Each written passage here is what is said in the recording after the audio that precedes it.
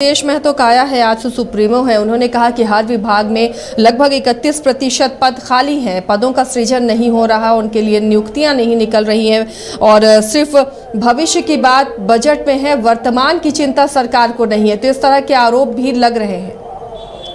बिल्कुल, देखिए उन्होंने साफ तौर पर कहा कि अगर तमाम विभाग में रिक्त पदों की बात करें तो 31% से अधिक जो है तमाम विभागों में पद जो है वो रिक्त हैं।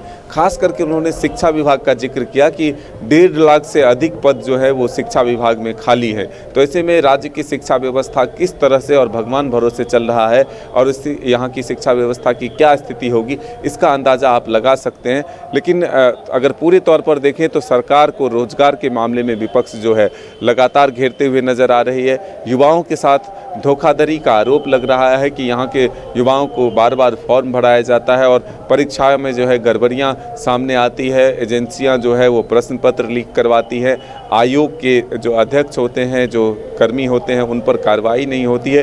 तो ये तमाम आरोप जो है विपक्ष के हैं और सीधे तौर पर सरकार को रोजगार को लेकर के घेरने में कोई कोर कसर जो है विपक्ष नहीं छोड़ती है।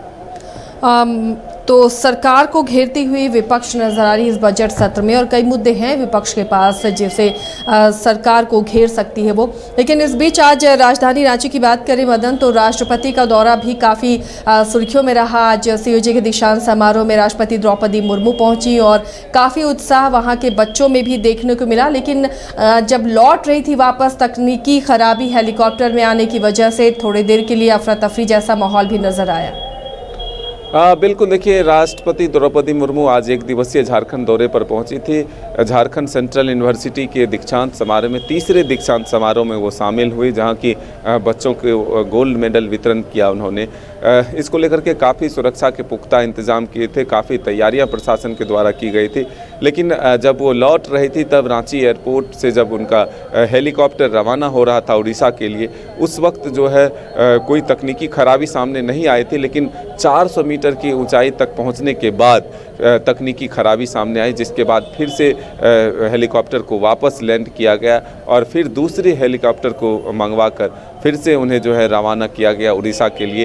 अब वो सुरक्षित उड़ीसा पहुंच चुकी हैं। लेकिन कुछ देर के लिए ज़रूर ये बातें सामने आई कि हाई सिक्योरिटी के बीच तकनीकी खामियों को जांचने के बाद उनके लिए हेलीकॉप्टर उपलब्ध कराया जाता है। आखिर कैसे चूक हुई, किस वजह से वो तकनीकी खराबी आई, क्या उड़ान भरने के बाद कोई परेशानी आई, जिसको देखते हुए सुरक्षित जो है फिर लैंड कराया गया और फिर उसके बाद दूसरे हेलीकॉप्टर को बुलाकर उन्हें जो है फिर रवाना किया गया। तो इन तमाम चीज़ों की जांच ज़रूर होगी, क्योंकि राष्ट्रपति के आगमन से लेकर के विदाई तक के लिए जो है पुख्ता इंतजाम किए जाते हैं। प्रशासन के द्वारा जो है कोई कमी नहीं छोड़ी जाती है।